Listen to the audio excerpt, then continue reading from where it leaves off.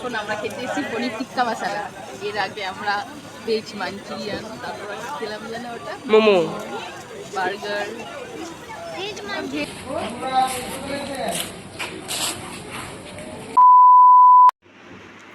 Hello guys, welcome back to my channel Shubhankar lifestyle. বুঝতেই পারছো সুদীক্ষা brush করছে এখন একদম সকালবেলা, এখন 3:20 মতো বাজে আর কি। আমরা কোথায় যাচ্ছি? মায়াপুরে। তোমরা থাম্বনেল স্টার্টিং দেখেই বুঝতে পেরেছো। তো চলো সবাই মিলে একসাথে যাওয়া যাক। এখন বাইরের অন্ধকারটা তোমাদের দেখাচ্ছি, দাঁড়াও। এই দেখো বাইরে কি পরিমাণ অন্ধকার, চারিদিক পুরো সান্নাটা। কালকে রাত্রে সুদীর সাথে এই বাড়িতে চলে এসেছিলাম, এখান থেকেই আমরা সবাই মিলে একসাথে যাবো। চলো সবাই মিলেই যাওয়া যাক একসাথে। এই যে এখানে আন্টি বোন চুল বেঁধে দিচ্ছে, বাইরের অন্ধকার বুঝতেই পারছে এখনো। 3:45 বাজে, আমরা রেডি হয়ে গেছি, এবার বেরোবো। চলো। তো আমরা ফার্স্টে আমাদের বাড়ির সামনে থেকেই গড়িয়া থেকে বাস ধরে চলে এসেছি হাওড়ায়। হাওড়ায় এখানে ভোরবেলার দৃশ্যটা অপূর্ব সুন্দর, আর অ্যাজ ইউজুয়াল সবসময়ের মতোই হাওড়া একটা বিজি প্ল্যাটফর্ম, তো এখনও তাই ছিল। মানে আমরা পৌঁছে গেছি হাওড়া স্টেশনে, কিন্তু আমাদের বাসের তাই ট্রেন বেরিয়ে গেছে আমাদের ছেড়ে, ট্রেন দাঁড়ায়নি। Plan A fail, plan B তে চলছি আমরা। লেটস গো, দেখা যাক প্ল্যান বি তে কি হয়। আমরা আদৌ কি পৌঁছাতে পারবো মায়াপুর? হ্যাঁ, পৌঁছে যাবো, তো দেখা যাক এবার কি করা যায়। একটু দেরি হবে, যেটা আর কি করা যাবে। আমরা নেমে গেছি ব্যান্ডেল স্টেশনে, আমাদের ট্রেনে করে এসেছি, মানে এক্সপ্রেসে একটা এসেছিলাম, ব্যান্ডেলে নেমেছি। ভেবেছিলাম ব্যান্ডেলে নেমেই 6:42 নামলে 6:50 আর একটা ট্রেন ছিল পেয়ে যাবো, এটাও লেট, 6:55 ঢুকে দেয়। যে সব এখন ভেটকে ভুটকে বসে আছে। আন্টি আবার আমাদের এনার্জি বুস্টার খাইয়েছে, বুঝলো, তোদের এনার্জি লস হয়ে যাবে, এনার্জি বুস্টার খা। হ্যাঁ, গ্লুকন। আমরা গরিব লোক, তাই ওটাই আমাদের জন্য। এই যে ঈশা আছে, আমার ব্লগ হবে, ঈশার ব্যাগটা পোস্ট থাকবে না, তা আবার কোনোদিন হয়। खड़ा हूँ आज भी वहीं कि दिल फिर बेकरार है। তো এখান থেকে আবার ট্রেন আছে 8:10, এখান থেকে দিয়ে নবদ্বীপে যাবো। তারপর ব্যান্ডেল থেকে ব্যান্ডেল কাটোয়া লোকাল ধরে আমরা সোজা চলে এলাম নবদ্বীপ স্টেশনে। নবদ্বীপে পৌঁছে যেন নিজেকে আর ধরে রাখতে পারছিলাম না, মনে হচ্ছিল কতক্ষণে মন্দিরে গিয়ে শ্রী রাধাকৃষ্ণের দর্শন পাবো আর মনটা জুড়িয়ে যাবে। তো গাইস, ফাইনালি আমরা নেমে গেছি নবদ্বীপ স্টেশনে, 9:30 বাজে এখন। ঠিক আছে, টাইমিংয়ে চলে এসেছি, একটু লেট হয়ে গেল আমাদের plan wise, but it's okay. এবার টোটো স্ট্যান্ডে চলে যাবো, ওখান থেকে টোটো করে তো জানোই নদী পার হতে হবে। সো চলো নদীটা পার হওয়া যাক, গঙ্গা নদী। এখানে টোটো থেকে নেমে গেছি, টোটো থেকে নেমে এখন এখানের নবদ্বীপের যে ঘাট রয়েছে, লঞ্চ ঘাট, সেখানে যাচ্ছি। লঞ্চে করে চলে যাবো ওপারে। টিকা পড়েছি, জানু এখনো পড়েনি। সব রাধা সেজে ঘুরে বেড়াচ্ছে, মডার্ন রাধা। ঠিক আছে, শর্টস পরে, জামা প্যান্ট পরে, কি বলবো, মডার্ন রাধা। টোটোয় করে সোজা চলে আসলাম নবদ্বীপ ফেরিঘাটে, যেখান থেকে 10 টাকা করে টিকিট কেটে গঙ্গা নদী পার হয়ে আমরা সোজা চলে যাব আমাদের ভগবান শ্রীকৃষ্ণের মন্দির অর্থাৎ মায়াপুরে। তো আর দেরি না করে চলো লঞ্চের দিকে ওঠা যাক, আর মাত্র কিছুক্ষণের অপেক্ষা, তারপরেই পৌঁছে যাবো মায়াপুর। লঞ্চে আন্টি এখান থেকে মায়াপুর মন্দিরটা দেখাচ্ছে, দাঁড়াও দেখাচ্ছে।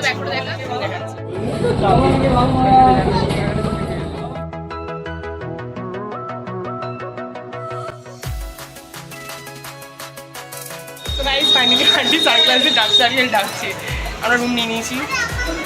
বনুকে দেখাও, বনুকে দেখা। এবার আমরা চলে যাবো খাবারের কুপন কাটতে।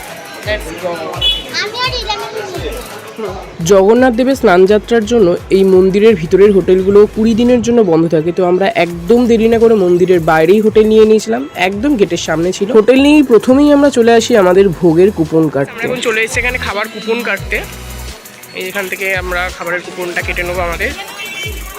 চলে এসেছি এখানে আমাদের ব্রেকফাস্ট এখানে করে নিচ্ছি, যেখানে হোটেল নিচ্ছি ওখানেই ব্রেকফাস্টটা সেরে নিচ্ছি খাবার কুপন টুপন কেটে।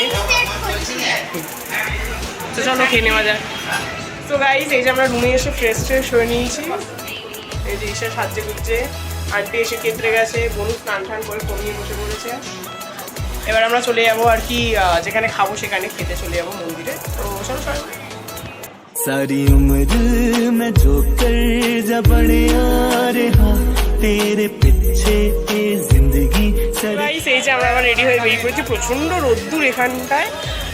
আর এখন আমরা চলে যাচ্ছি সোজা আর কি গীতা ভবনের দিকে, ওখানে দুপুরের লাঞ্চটা করবো। টিকিট কেটে গেছিলাম, ওখান থেকে দেখালাম। তো চলো গীতা ভবনের দিকে যাওয়া লাঞ্চের ওই দিকটায়। আজকের এখানের ওয়েদারটা সত্যি একটু অন্যরকম ছিল, কখনো কিছুটা গরম লাগছিল, আবার কিছুক্ষণের মধ্যে বৃষ্টি এসে যেন এই প্রকৃতিটাকে অপূর্ব সুন্দর করে তুলেছিল। আমরা চলে এসেছি গীতা ভবনে। এই যে আমাদের আন্টি রয়েছে, সাথে বনু রয়েছে, ঈশা। আমার ঈশার সাথে একটা ঘটনা ঘটে গেছে, ভিডিও তুলছিলাম, পুলিশ ধরে নিয়েছিল আমাদের। যাই হোক, কিন্তু ওরা জানে না যে আমরা যথেষ্ট স্মার্ট।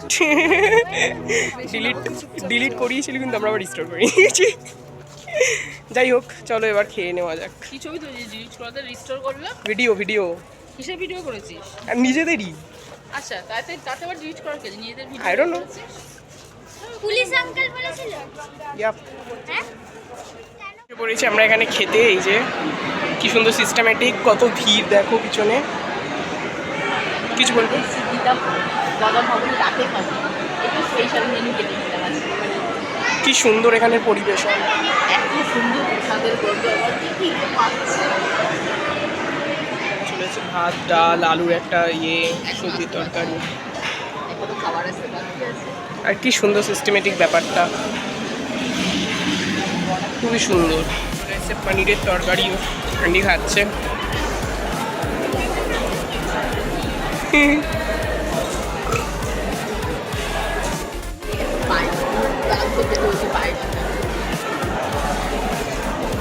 এই যে আবার আমরা একটু রেস্ট নিয়ে রেডি হয়ে গেছি। এই জায়গায় আজকে অনু একটু দুঃখিত, হাত বলতে ভালো লাগছে না। তোমরা কমেন্ট করে জানিয়ে বলুন কেমন লাগছে।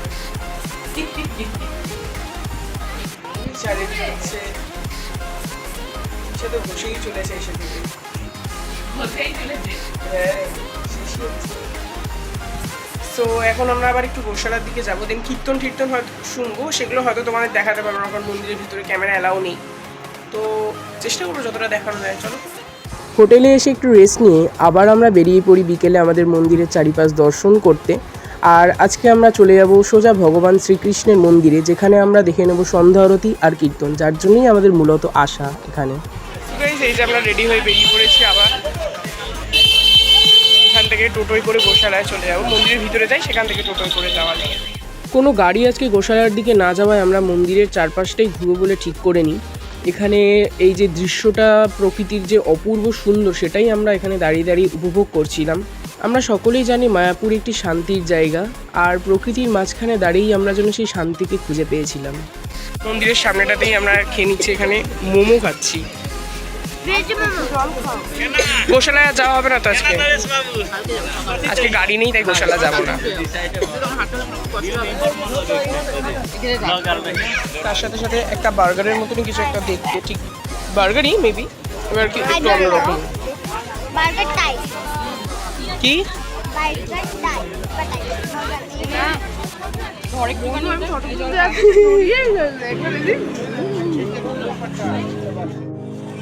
এখন আমরা খেতে এসেছি পনির টিক্কা মশলা।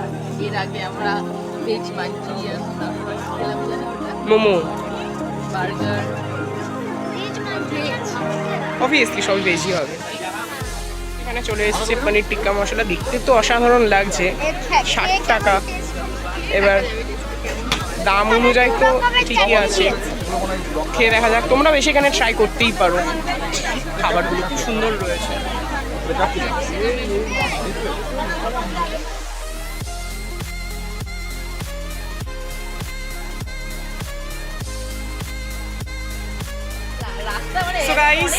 আমরা আর কি আরতি দেখে চলে এসেছি। একটা জায়গায় গেলে 1 ঘন্টা এখানে জুতো রাখতে হয়, ওই পাশে মোবাইল কাউন্টার রয়েছে। তোমরা আসবে, এখানে জুতো রাখার কোনো কস্টিং লাগে না, মোবাইল রাখার জন্য 5 টাকা করে কস্টিং লাগে। এখানে রেখেই তোমরা ভিতরে মন্দিরে আরতি দেখে আসবে, কিন্তু মন্দিরে ক্যামেরা অ্যালাউ নেই, তাই তোমাদের কিছু শেয়ার করতে পারলাম না। অপূর্ব সুন্দর লাগলো, সবাই জানেই অবভিয়াসলি এটা সুন্দর লাগারই ব্যাপার।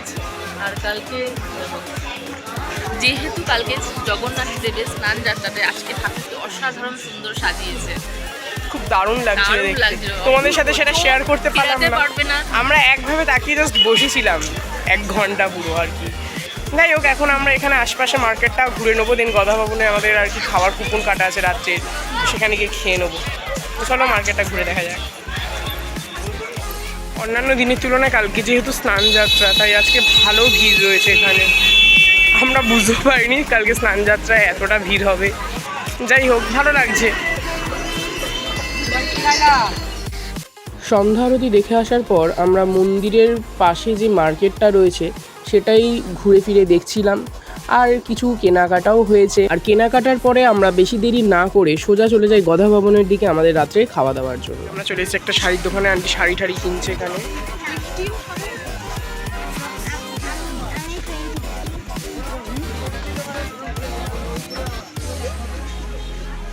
আমরা গধা ভবনে খেতে, এখানে জুতো রেখে ভিতরে ঢুকে যাবো খেতে। চলে এসেছি আমরা গধা ভবনের এখানে খেতে। কি সুন্দর অ্যারেঞ্জমেন্ট, খাবার লাইন দিয়ে নিয়ে এখানে জল নিয়ে আমরা বসে পড়েছি। এখানে এই যে রুটি, সবজির তরকারি, পনির, মিষ্টি, জল ঈশা খাচ্ছে।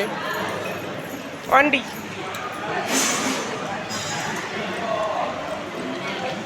আমার ব্লগে আন্টির এরকম একটা ক্লিপ থাকবেই খাওয়ার। ঈশার মা খাচ্ছে। তোমার খাওয়া ধরা পড়ে গেল, তুমি কতটা খাও। আমরা থাকবো আর পাগলামো হবে না, সেটা একেবারেই অসম্ভব। তো ভোগ খেয়ে আমরা গধা ভবনের সামনে দাঁড়িয়ে এরকমভাবেই আর কি পাগলামো করছিলাম। আর এখান থেকে রাত্রের যে দৃশ্যটা মায়াপুর মন্দিরের, মানে জাস্ট অপূর্ব ছিল, বলেই বোঝানো যাবে না। আর আশা করি তোমরাও আমার এই ব্লগটাকে উপভোগ করেছো এবং ভালো লেগেছে। আবার দেখা হচ্ছে নেক্সট ব্লগে। বাই।